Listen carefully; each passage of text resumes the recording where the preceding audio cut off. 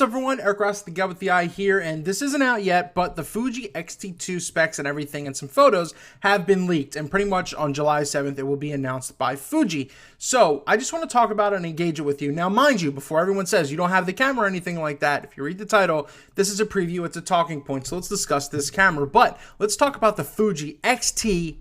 The reason that this is a big deal is because a lot of Fuji X-T1 owners had a lot of complaints with the camera. Now, the X-T1 was a very popular camera and a lot of people loved it, but there were a lot of design flaws and everything with it. So let's just kind of see where it came from to where it's going right now. So this had a 16 megapixel sensor. A lot of people like that. Once again, this is a mirrorless camera.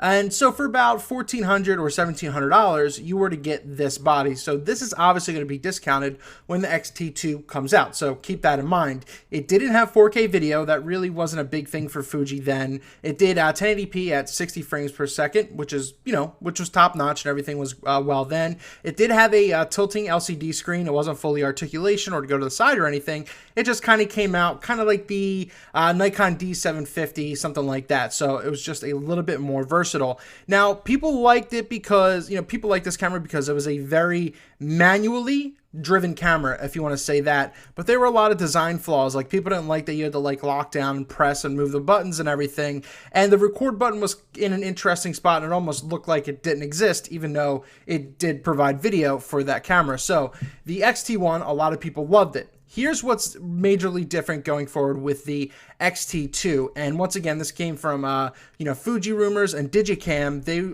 have a lot of this stuff when it always leaks, and it's always correct. So this pretty much came out the other day, and it's saying that it will now have a 24 megapixel sensor, and now in 2016, I think 24 is really kind of the benchmark. As I said, I like a camera that's probably about 16 or 18, but 24 seems to be the processor going down across the line. It's going to have the X Processor Pro, which is one of their newest ones. It will do 4K video at 30 frames per second, but it will still have 1080p at 60 frames per second as well. So with this, people might look to do video with this. I don't really think as Fuji cameras being phenomenal with video, but this could be a play for someone who wants to use that maybe for a C-type camera. 1/8000th max shutter. Don't really worry about electronic shutter, so that's really great with your leaf systems and everything. ISO range from 200 to 12,800, which is still not that expensive, but for the most part, 4,000 ISO and everything, you're going to be absolutely fine. It's saying that it will have a 3-inch, articulate or tilting screen as well, and this is essentially what you're going to get: improved dynamics, everything like that, and it's going to have a dual SD card slot system. So it's always great to have something either overwriting or backing up simultaneously at the same time. The exposure compensation is going to obviously be pretty large as well. There is no price point, but looking at the X-T1, it'll probably be around $1,700, $1,800 upon launch. Now, here are some of the pictures back from April of this X-T2 that were released by Fuji Rumors. So as you see right here, it has a very similar setup. So it's very interesting. As you see, they have moved the record button that you see right here at the top, and it is now more towards the back. So that's going to be interesting to to see how that turns out and everything. Here's kind of an overhead shot of what it'll look like with, one of the lenses on it. And Petapixel basically really pulled the shadows back so you can see more of this, but this is sitting on top of the Fuji grip as well.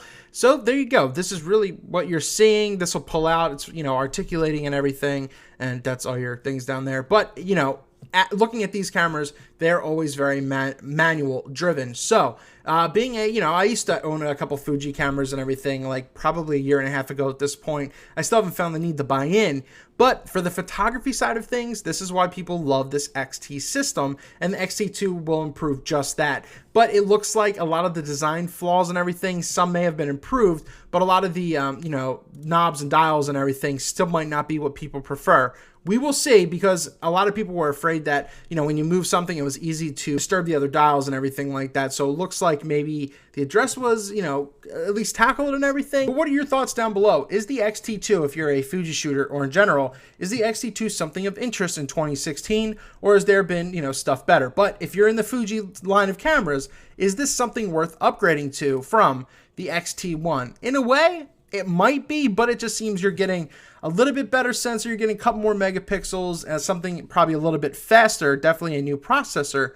But will that justify, whatever the price tag will be if you can get, hopefully, $800 to $1,000 for your camera. You might have to pony up more, couple $100 after that. But let's just talk. We just talked about the XT2. Let me know your thoughts down below. Eric Rossi, the guy with the eye. Thank you so much for watching. Fuji, keep them coming. We like your cameras.